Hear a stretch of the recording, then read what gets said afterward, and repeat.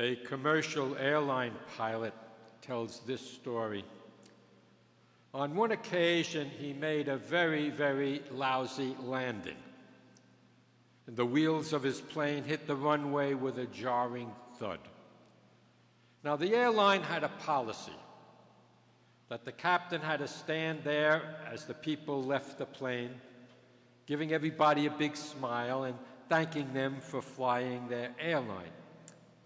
He said that in light of the very bad landing, he had a hard time looking the passengers in the eye, thinking that someone would probably come out with a smart remark. But no one seemed to be annoyed. Finally, everyone had gotten off the airplane, except for one little old lady walking slowly with a cane. And she approached him and asked, "Sonny, mind if I ask you a question?" And very bravely he said, "Why, no, ma'am. What is it?" And she looked him right in the eye and asked, "Did we land or were we shot down?" You know, folks, we really do have days like that, don't we? Days when we feel as if we've been shot down. Days when something, if not everything, goes wrong. You know, we might have a big family problem, a problem at work. Maybe we've been to the doctor and we got a bad report from our medical tests. And there are those days when we find out that a loved one has cancer, or that a loved one is dying, or that a loved one has died. Yes, we have days when it feels as if we have been shot down. A woman tells this story. She says that after watching the movie Cinderella, her 5-year-old daughter started using her little pinwheel as a magic wand, pretending that she was the fairy godmother. So she said to her mom, "Mom, make 3 wishes and I'll grant them." So the mother first asked for world peace, and the little girl swung her wand and proclaimed the mother's request fulfilled. And the mother's next wish was to cure all the ill children in the world. Again, with the sweep of the pinwheel, the child obliged and said, "Your wish has been granted." And the mother says that because she is a somewhat large woman, her third wish was, "I wish to have a trim figure again." And the little 5-year-old fairy godmother, started waving her wand madly and exclaimed, "Mom, I'll need more power for this." You know, my friends, I think we who come here to the shrine of the miraculous medal know that we have in heaven someone with unlimited power, someone who can help us whenever we are suffering. And that someone, of course, is Mary, our Blessed Mother. All we have to do is ask for her help in time of our suffering. I think she is the one who will do what a mother does best. She will comfort us. She will comfort us in our suffering. You know, I think there are times in life when we need the comfort of Mary in a very special way. Today, I would like to highlight simply 2 of them. Some time ago, I was giving a retreat for 8th graders, and I asked them to express vocally, out loud, a prayer of thanksgiving to God for something that happened to them during the week that they were very thankful for. And I got the usual responses. You know, I thank God that I hit a home run in our baseball game. I thank God that I got a good mark in my math test. I thank God that it didn't rain on our family picnic. And then when one boy raised his hand and said, I thank God that I was sick on Friday so I didn't have to go to school. You know, folks, I doubt very much if people would thank God that they were sick. On the contrary, I think that they would ask God to help them or a loved one to remain healthy or to get over a sickness that they have.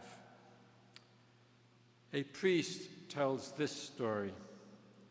He was visiting a parishioner who really was in bad health. He was in the hospital, and he was dying of cancer. And the patient said to him, Father, I'm really afraid. I have nothing to hold on to and no one to hold on to me. And the priest took a pair of rosary beads out of his pocket and he gave it to him and he said, when the pain and the fear come, hold on to these rosary beads. Hold on to them tightly and trust in our Blessed Mother. And then he added, as you hold on to these rosaries, they will be a reminder to you that our Blessed Mother is holding on to you. You know, my friends, in my parish work in Emmitsburg, Maryland, one of my main privileges, I say privileges and not duties, is to visit the sick, the homebound, those in nursing homes, and those in hospitals. And when visiting them, I notice that the rosary is still a favorite prayer for the sick. Some who are sick merely just hold on to them in their hands. Or as my old grandfather did in his last days, they wear the rosary around their neck. I think that they're reminding Mary of all the thousands of times that they asked her to pray for them, now and at the hour of their death. And on a personal note, may I mention that when my mom was dying and she was in a coma, I hung her rosary beads on her bedpost to remind Mary of the great love that my mom had for her. But you know what? I really don't think our Blessed Mother needed to be reminded of that. You know, we need our Blessed Mother, as I say, when we're sick, to comfort us then. We also need her comfort at another time. They tell the story here, true story of a woman who was very worried and anxious about her impending surgery.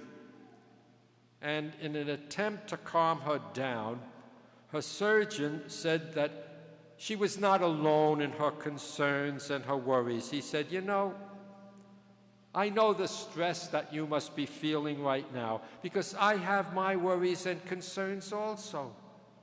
He said, I'm trying to figure out right now how I'm going to be able to pay for my daughter's wedding and my son's college at the same time. And the woman looked at him and said, hey, Doc, am I paying for the wedding or for the college? You know, let's face it, we all have our worries and concerns. We all have our problems. Someone once said that the only person with his problems behind him is the school bus driver. You know, yes, we all have our worries. And recently I came across a site on the internet called the Worry Bank. And the site says, and I quote, everyone worries. How much time do you spend worrying? Do you ever wish someone else could do your worrying for you? Deposit your worries at the Worry Bank. You see, the idea behind it is you type in your worries numbered 1 to 3, then you send them to the Worry Bank, and they promise to do the worrying for you. They even ask you if you want them to reply. And they end by saying, Thank you for depositing your worries at the Worry Bank. We hope you enjoyed your visit and that you will come back again real soon. Well, folks, I'm sure that we know of a better place than that Worry Bank. And that Worry Bank is our Blessed Mother. She too invites us to deposit our worries in her bank, so to speak. She invites us to come here each Monday to deposit our worries and our concerns and our problems with her. I really believe that it is here at this shrine that she brings us the peace and the comfort that we need. So as we continue our Mass and our novena, let us thank Mary for comforting us when we need her comfort the most.